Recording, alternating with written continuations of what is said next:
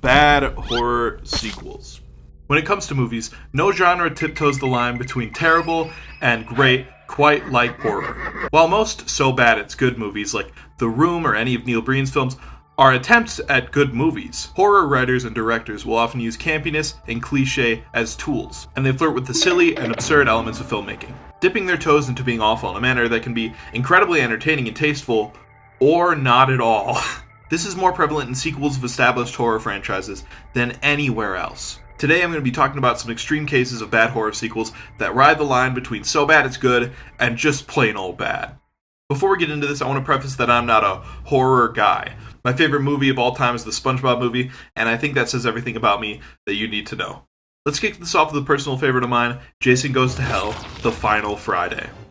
This is the 9th Friday the 13th movie, which is funny because the 4th one is called The Final Chapter. Why would you lie to me like that? The movie kicks off following a bunch of cliches already established in the franchise. Jason is chasing down some girl at night with his machete. This is revealed to be a trap when she does a stunt double dive out of frame, revealing a bunch of spotlights and a task force of FBI agents. Fucking guys rappelling down from trees, hopping out from under the rug, who for about a minute straight just blast at Jason in this absolutely hilarious sequence that ends with Jason getting hit with a fucking airstrike. I'm just gonna let you watch some of this unedited.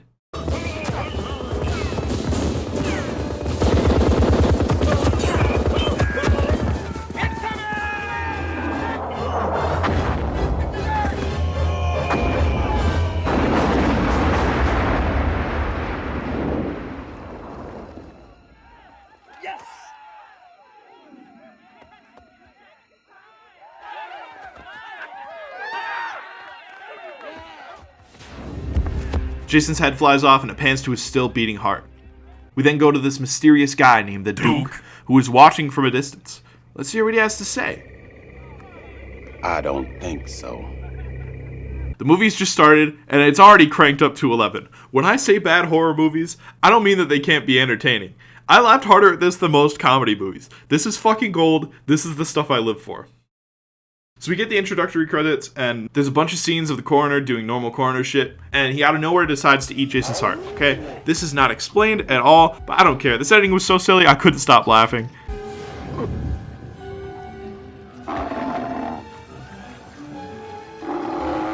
And now he is Jason. And then another coroner shows up, talking mad shit. How many people actually get a chance to say whatever they want to Jason fucking Voorhees? Hey, fuck. How you doing, you badass, maggoty, blown-up fuck? Suck this! You know what I'd like to do to you? I'd like to take a crap right on your fucking mask.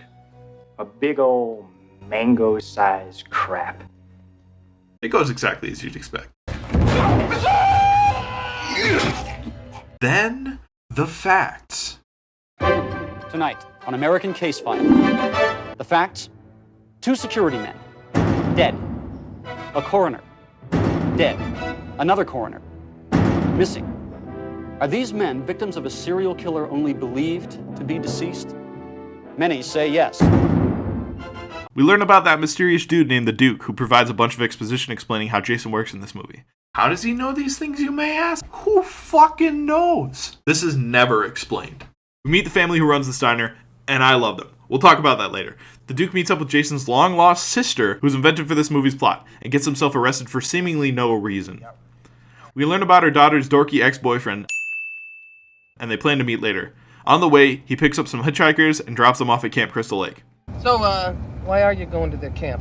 Well, now that Jason's dead, We're thinking about smoking some dope, having a little premarital sex, and not worry about getting slaughtered. Ah. Jason does his thing, and it's great. Remember, Jason is this guy right now. He kidnaps this cop and straps him down and shaves his mustache before giving him a big kiss. Yeah. Now Jason is this guy. He breaks into Mama Voorhees' house and gets shot. Then gets back up again. He almost gets her, but is saved by her daughter's dorky ex-boyfriend. I need you to watch this scene because all the music is queued up with the action. This shit had me crying laughing.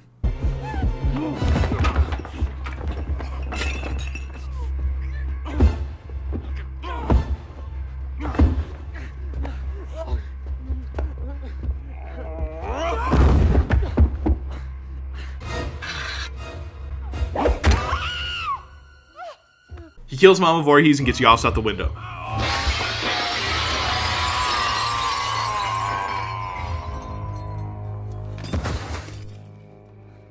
Another cop shows up and he's blamed for her death. You can't take it. He runs into his ex-girlfriend, aka Jessica, aka Mama Voorhees' daughter, aka Lil Voorhees, aka also Mama Voorhees because they had a daughter before they split up? What? Dorky over here gets the cell right next to the Duke, who knows everything for no reason other than plot progression. He offers information but says it's gonna be expensive. This is very homoerotic and suggestive until it's revealed that the real price of his information is fingers. And so he breaks a bunch of this dude's fingers in exchange for exposition. We learn that the only way for Jason to die is to be killed by a Voorhees. We learn all the sweet deets about this weird body transfer thing, and also that he needs to be reborn through a Voorhees. He didn't have a reason to break those fingers. He did it for fun, I guess. He then escapes by tricking his friend who's their guard. He goes to the diner where Mama Voorhees worked at because that's where the baby is right now. Turns out the diner owner's son is also his friend, and he gives him his car. Alright. The secret is that this is actually great writing. It's called world building, folks. Just dump exposition on me sometimes, and other times, why don't you just give me absolutely fucking nothing? He goes to the Voorhees house to find proof or whatever, and he finds this book that probably explains everything, but I don't read hieroglyphics or runes or whatever, so who knows? He hides in a closet and hears Jessica's new boyfriend on the phone revealing that he's only with her to get access to the Voorhees estate so he can turn it into a tourist attraction. This is ripped bit for bit from Norbit, and that hurts because it's true. He also stole Mama Voorhees' body and hid it there. What? I stole Diana's body, and I hid it here in the closet. And then I went home and fucked her daughter. Then Jason becomes him, and Dorkman falls down the chute with Mama Voorhees' corpse and makes his escape. He picks up Jessica and doesn't explain anything. Instead, he just runs over Jason, who is now in the new boyfriend's body. And his eyeshadow makes him look like that guy from Criminal Minds. If this is confusing or hard to follow, don't worry, there's nothing wrong with you. That's just how the movie is. And it sucks, but it's so goddamn funny. She kicks him out of the car and the dork's cop friend shows up and beats him up. They have a fight, then it's all good, then they almost kiss. There's also some good dialogue here, but maybe the only instance of that in the whole movie. You want me to cuff you? What makes you think you can? I got a gun. Fuck that. I got a gun. And then he voluntarily goes back to the station. Before they get there, though, Jason gets there and kills almost everyone. Dork guy gets there and... We can stop calling him that now. He has a name, you know, and it's Steven.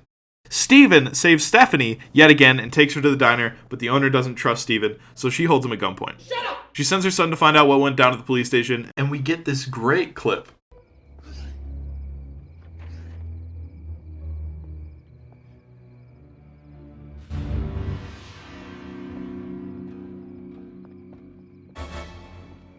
Stop, I mean it. He doesn't even make it past the parking lot. And within a few minutes, the owner and the husband get got to. Jason is incapacitated, and Jessica finds a note from Duke, who has kidnapped her baby, saying to go to the Voorhees house alone. He gives the baby back and explains Jessica how to kill Jason. He then tosses her a switchblade, and it turns into a crazy fucking dagger when she catches it. Confused? Me too. This is also never explained. Someone at the diner is recording in first person, and becomes Jason. It's one of these cops, and we don't know who. The Duke falls down a trapdoor and is fucking impaled. She stabs the wrong cop, and Steven comes off and hacks the other one's head.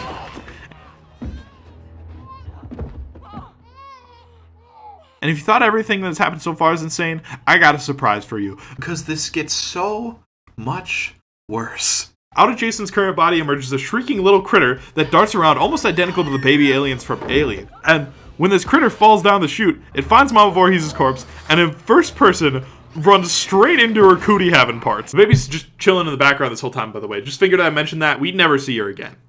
Jason is now back in his pre-airstrike form. He then spends several minutes not killing Steven, but instead picking him up and throwing him on the ground, like 4 times. Hitting him with a stick, hitting him with a shovel, hitting him with a jungle gym, and throwing him on the ground again, giving Jessica just enough time to stab him with her magic Jason killing dagger. We also get this awful line as they finish him off.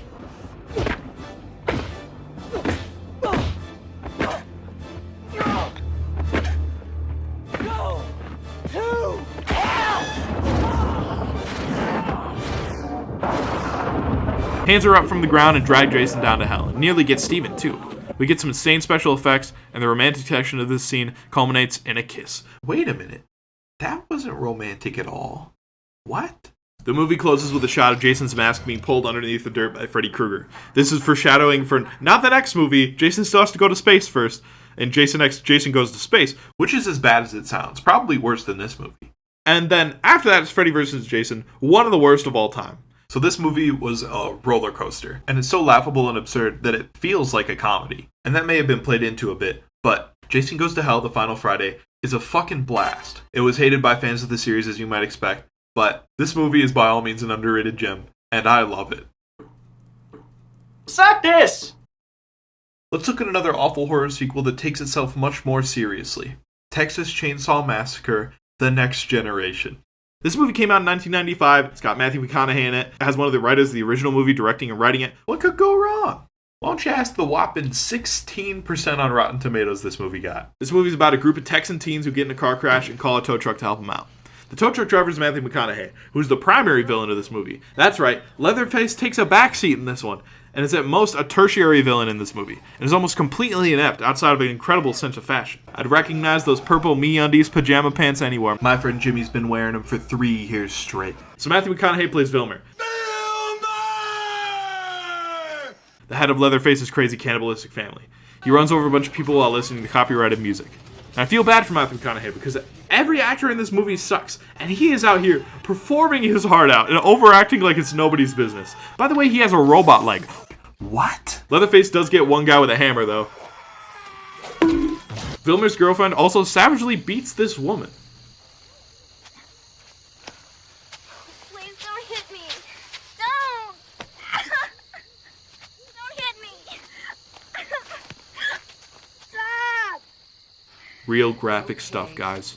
Speaking of graphic stuff, there's very little blood or gore in this movie, which is super weird, because it's the Texas Chainsaw Massacre. About a third of this movie is just Vilmer bullying everyone in the house. His girlfriend, his siblings, and the hostages alike. The main character is this girl, and she nearly escapes like 4 times, and one of the times she's gone, you get to meet the rest of the family. And none of them say a single line. But this guy, who's my favorite, just gets up and leaves. So far, this movie's just been shitty. But the movie takes this wacky fucking twist when this guy comes to the door.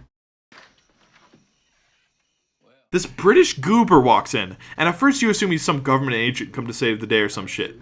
But then it's shown that he is the real villain, and he stares down Vilmer and starts licking the main character, and it reveals his weird fucked up tummy. Like, what? There's also only about 10 minutes left of this movie, and the chainsaw is just getting turned on for the first time. The main character escapes, however, by using Vilmer's remote leg control. Leatherface chases after her, but she escapes just in time by hopping into this old couple's RV. They have this woman's line added in post, much like in my Guitar Hero video, and it's painfully obvious, much like in my Guitar Hero video. There's a monster chasing her with a chainsaw. The RV crashes and the main character is running from both Vilmer and Leatherface. Until a fucking plane comes down and hits Vilmer in the head with the wheel. You heard that right? A plane comes down and kills this dude. What? Leatherface loses they goddamn mind, and a limo shows up to take the girl away. Surprise, it's that weird British dude with the piercing. He's like, want me to take you to the police? And she's like, yeah! And he does.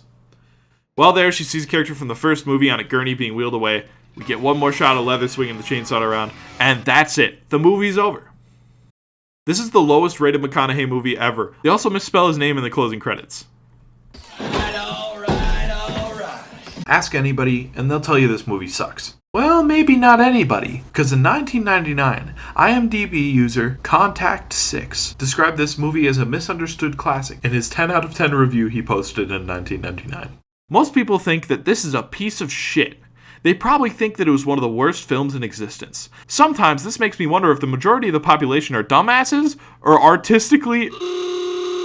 The truth is, this movie is a classic of horror. I gave it a 10. The people that think it's terrible are trying like hell to analyze it. They just don't understand it. And what they don't understand, they think that it's stupid. Hell, who would want to think the other way around? The truth is that this is a classic of horror. It's just as perplexing and bizarre as the original, but it takes it all to a higher level. Texas Chainsaw Massacre in its most evolved form. And that's what it tries to be, so it deserves the utmost acclaim. It's also a horror roller coaster. It has all the suspense to make it entertaining. It also has the humor. I loved this movie. It was a piece of art. Most people just don't understand it. Oh well, too bad for them, because this movie is certainly a classic.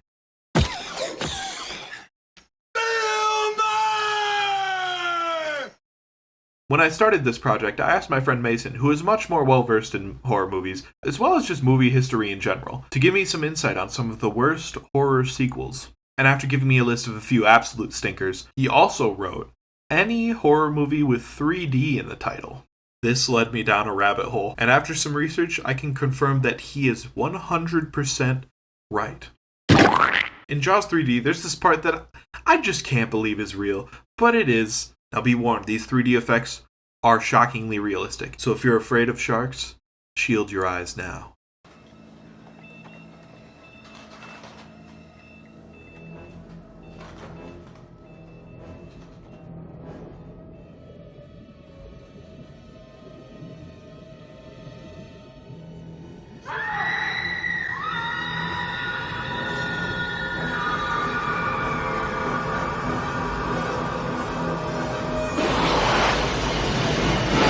Mason also suggested that I check out American Psycho 2, which I had no idea even existed. American Psycho isn't much of a horror movie, but it's worth bringing up, and you'll see why. So to explain to you what makes American Psycho 2 fail as a sequel, I'm going to give you a little rundown as to why a ton of people, including myself, love the original. American Psycho is not about Patrick Bateman being the perfect serial killer. Sure, the message gets a little skewed when a lot of the people who love this movie are 4chan goblins that think Bateman is based and want to be like him. American Psycho is about psychological themes of the same vein, but it's much more inward. It's left up to interpretation how much of what happens in this movie is real, or just Patrick Bateman's skewed and narcissistic perspective, where he's special in a world where everyone is the same. Everyone dresses the same, talks the same, works the same jobs, and even have nearly identical business cards. The film leans so heavily into the possibility of Patrick's reality hardly being real at all, that it feels like that's the takeaway you're meant to have, or at least a very valid possibility left open for interpretation. The opening of American Psycho 2 throws all of this out the fucking window. You know how some babysitters take you to the movies or rollerblading in the park? Mine brought me along on a date with a serial killer, Patrick Bateman. Not my idea of a romantic evening. At first I was scared, but then something came over me. As soon as I was free, I got really pissed. Yeah, I wasn't pissed off at first when me and my babysitter were captured by a serial killer, but after I got free, I was just so dang upset. I took matters into my own hands, and it changed my life forever. They found Bateman and his final victim a few days later, and he became an instant celebrity, an overnight sensation. As for me, I silently vowed to devote my life to stopping other psycho killers. I couldn't wait to grow up. So this is already wrong on just about every way that it could be as a sequel to American Psycho, and it's so loosely connected to the original. And the reason for this is because this movie pulled a troll too. Originally, this movie was not American Psycho 2. It was a completely different movie called The Girl Who Couldn't Die. Some executives that owned this movie and also the rights to American Psycho decided, you know, how about we throw in this little intro sequence, maybe throw in a little voiceover, and bam, American Psycho 2 is born. The next 6 years of my life were a blur. Oh yeah, I love the intro sequence to now. That was a blur. How cliche can you get? Pretty cliche, huh?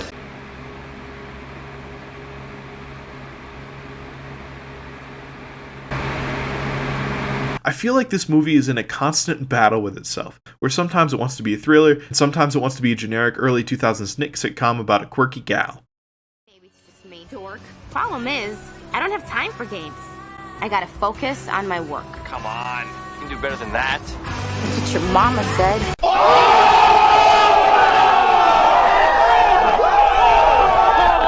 So Rachel is a university student, and is trying to get into the FBI so she can hunt down serial killers. To secure her spot, she has to get the teacher's assistant position from her professor, who is played by William Shatner. This is my golden ticket to Quantico, the FBI's elite training program. Unfortunately, everyone else is here for the same reason. And so to cut out the competition, she decides to kill all of them. We'll get to that later though. Go with God, dear heart. Next. Can you believe this shit? Where else she sees my GPA after my cousin hacks into the mainframe? I love when movie writers don't know anything about technology, so they refer to any sort of technological manipulation as hacking the mainframe. So Rachel gets into an argument with the school administrator, who tells her that she isn't even allowed to apply to the TA position. So of course, she's gotta go. Ricky! Oh. Ricky! You got Ricky!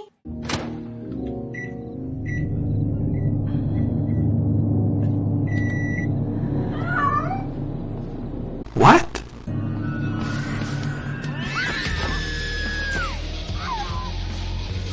Oh god, this movie sucks. So the first student she picks off is this guy. She ends up strangling him to death with a condom. Ribbed for her pleasure. Yep, I just killed Brian. Yep, I just killed Brian. So the next one on the list is this girl, when she finds out the professor and her have a thing. Don't let me down. Don't worry, I would never let you down. Oh, I get it. She won't let her down. This guy also gets it. He didn't really do anything wrong, though. He just raised his hand in class. So William Shatner finds the student he was sleeping with hanging and quits his job. Then Rachel delivers a Shyamalan-style plot twist. That was 6 years ago. I was there, Bobby. Clara was babysitting me that night. I was in Bateman's apartment. You were in Patrick Bateman's apartment.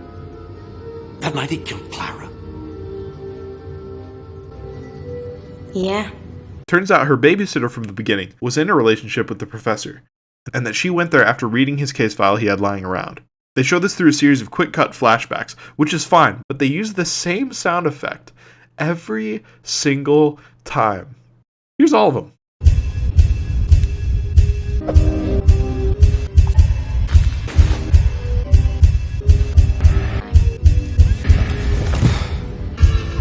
Please, no more. The professor is overwhelmed at this revelation and falls out of the window when Rachel blows on him. She then puts him in the passenger seat of the car and drives off. Meanwhile, her subplot therapist, that I have ignored up until this point, has pieced together the puzzle and goes to the police. Also, is it just me, or does this guy look like if Young Gravy and the dad from Euphoria had a baby? They all get in the car to go find Rachel, and just happen to run into her. They lose her, but go to investigate the professor's body that's been left in the open. Darkman, where the heck's our lady?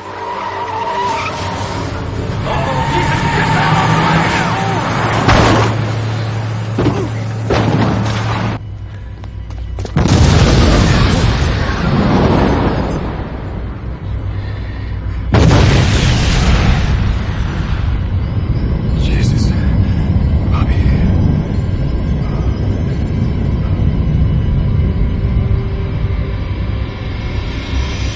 Once a typical all-American girl, Rachel Newman's death leaves many questions unanswered. The most burning question of all? Why? Years later, the therapist dude is doing a book signing on the book that he wrote about Rachel and her killings. Friend of mine, Robert Starkman. Here you go. Thanks. Who should I make it out to? Elizabeth. Elizabeth. Elizabeth McGuire.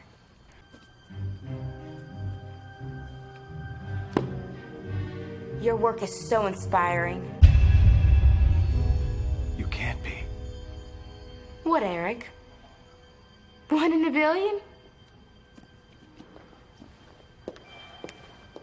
I mean, what's the point of pulling off the perfect set of murders to realize my dream if there isn't someone alive who knows about it?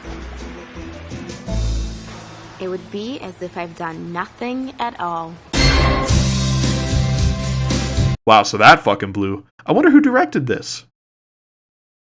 What? Oh, okay. It's a different Morgan Freeman. Wow, what a relief.